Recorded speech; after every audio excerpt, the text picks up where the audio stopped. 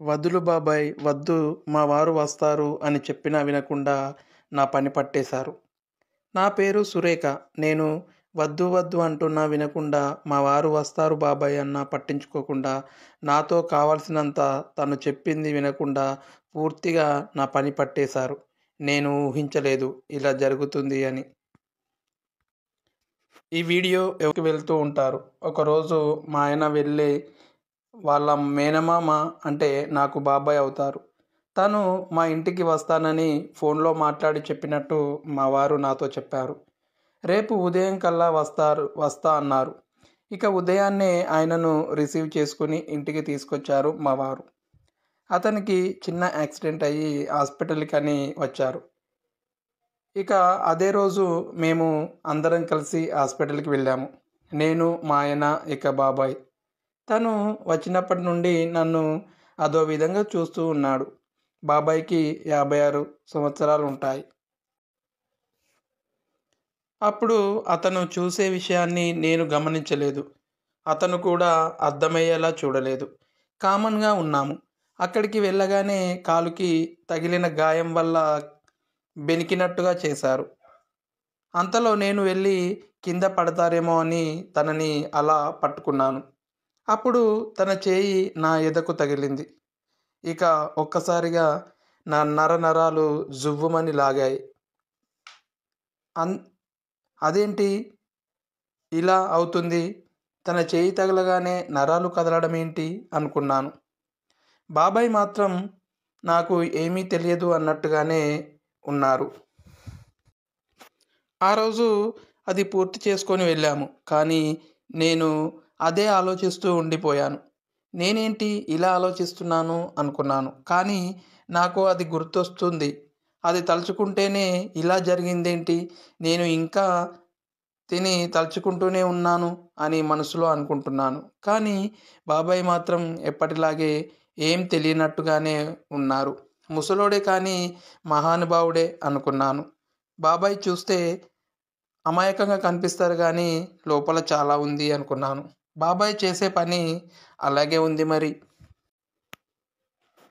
ఆ రోజు ఇంట్లోకి వచ్చిన తర్వాత కొంచెం సమయం తర్వాత బాబాయ్కి ఏదైనా తినడానికి పెట్టాలని నేను టిఫిన్ తీసుకొని వెళ్ళాను.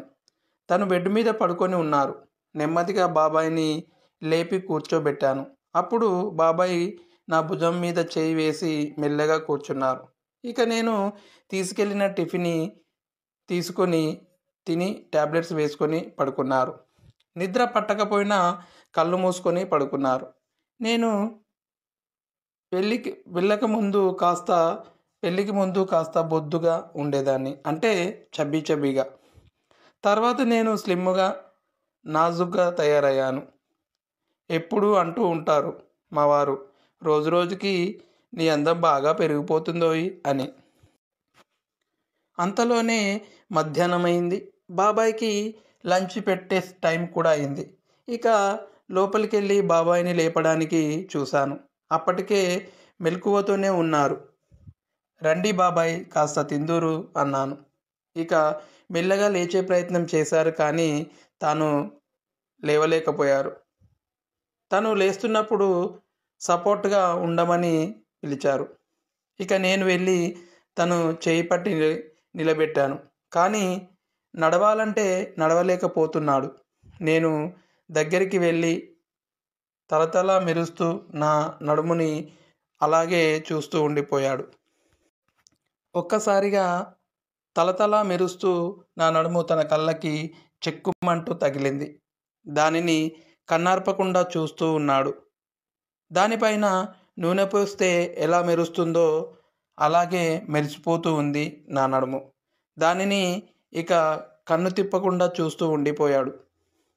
అంతలోనే నేను బాబాయ్ చేయి నా భుజం మీద వేసి సహాయంగా తనని హాల్లోకి తీసుకొస్తూ ఉన్నాను. ఇక తన చెయ్యి సడన్గా పైనుండి వదిలించాడు. వదిలించి మళ్ళీ తీసి నా నడుము పైన వేశాడు. పైన వేసి కావాలని వేసినట్టుగా కాకుండా సపోర్ట్గా పట్టుకున్నట్టుగా పట్టుకున్నాడు. ఇక మళ్ళీ ఒకసారి నా శరీరంలోని నరాన జువ్వుమని లాగాయి. అప్పటికే మా ఆయనకి దూరంగా ఉండి వారం రోజులు అవుతుంది. అతని చేయి తగలగానే ప్రతిసారిలా షాక్ కొట్టినట్టు ఎందుకు అవుతుంది అని ఆలోచిస్తూ ఉన్నాను. అది నాకు అంతు చిక్కడం లేదు. అంతటితో ఆగకుండా అలా హాల్లోకి నడిచేలోపు తన చేయిని వంకరగా ఉన్న నా నడుము మడతలపైన తన వేళ్ళని అలా ఆడిస్తూ పైకి కిందికి అన్నారు. నాకేమో అలా తాకుతూ ఉంటే లోపల గుర్రాలు పరిగెత్తినట్టుగా ఎక్కడో తెలియని నరాలు జల్లుమంటున్నట్టు అవుతూ ఉంది. చూడడానికి నార్మల్గానే ఉన్నట్టు అనిపించింది, కానీ కావాలని చేస్తున్నాడని నాకు మాత్రం తెలుసు. తను ఏమనుకుంటున్నాడు మనసులో అనేది కూడా నాకు అర్థమవుతుంది. ఇక తీసుకెళ్ళి డైనింగ్ టేబుల్ పైన కూర్చోబెట్టాను. తను లంచ్ చేశారు. ఇక లంచ్ పూర్తి చేశాక మళ్ళీ అలాగే తీసుకొని వెళ్ళి బెడ్ మీద పడుకోబెట్టబోయాను. అలా పడుకోబెడుతున్న సమయంలో నా కాలు కాస్త స్కిడ్ అయి నేరుగా వెళ్ళి బాబాయ్ మీద పడ్డాను. అప్పుడు ఒక్కసారిగా నా ఎదభాగం పోయి బాబాయ్ చెస్ట్ని గట్టిగా నొక్కుకుంది. అంతటితో ఆగకుండా నాకు తెలియకుండానే నా పెదాలు వెళ్ళి బాబాయ్ ముఖానికి చుంబించాను. అప్పుడు మళ్ళొక్కసారి లోపల నుండి నరాలు జువ్వుమని లాగి మళ్ళీ కరెంట్ షాక్ కొట్టినట్టు ఇక ప్రతిసారి ఎందుకు ఇలా జరుగుతుంది అని అనుకుంటున్నాను. అప్పటికి ఏమీ తెలియనట్టుగానే ఉంటున్నారు. చేసేటివన్నీ చేస్తూనే ముసలోడు భలే యాక్ట్ చేస్తున్నాడు అనుకున్నాను. అప్పుడే ఒక్కసారిగా నేను లేవబోయాను. అక్కడి నుండి మళ్ళీ బెడ్ కింద పడ్డాను. నా నడుము పట్టేసింది. ఇక అందుబాటులో లేకుండా మా ఆయన ఆఫీస్కి వెళ్ళారు. తను రావడానికి సాయంత్రం పడుతుంది. బాబాయ్ గారు మంచానున్నారు. నేను లేవలేకపోతున్నాను. అప్పుడు బాబాయ్ లేచి నేను నెమ్మదిగా సెట్ చేస్తానమ్మా అంటూ అదే మంచం మీద లేపి పడుకోబెట్టారు. తను కూడా అవస్థలో ఉన్నారు. నెమ్మదిగా ఏదో ఒక రకంగా పైన పడుకోబెట్టి పక్కన నేను ఇటు, అటు పక్కన బాబాయ్. పక్కనే ఉన్న బామ్ని తీసుకొని వంకలుగా ఉన్న వంపులు ఉన్న నా నడుము పైన పెట్టి రాస్తున్నాడు. అలా గట్టిగా రాశాడు. అలా పట్టేసిన నా నడుముకి బామ్ రాసి సెట్ చేశాడు. బాబాయ్ గారు తన పట్టు ఉడుం పట్టులాగా ఉంది. తను అలా రాస్తూ ఉంటే ఒళ్ళంతా పులకరించిపోయింది. మనసంతా ఉక్కిరి బిక్కిరి అయింది. నరనరాన జల్లు జల్లుమంటూ జువ్వుమని లాగుతున్నాయి. బాబాయ్ గారు ఎలా ఉన్నారు అంటే చింత సచ్చిన పులుపు సావదన్నట్టు ఇంకా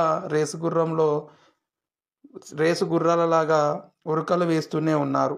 మా వారు వస్తారు వద్దు బాబాయ్ గారు అన్నా వినకుండా ఆ పని చేశారు. చేశారు, రాశారు, కానీ పట్టుకున్న నడుముని సెట్ చేశారు. అలా ఆరోగ్యం కోసం మా ఇంటికి వచ్చిన బాబాయ్ అలా వారం రోజులు ఉండి బాబాయ్ వెళ్ళిపోయారు.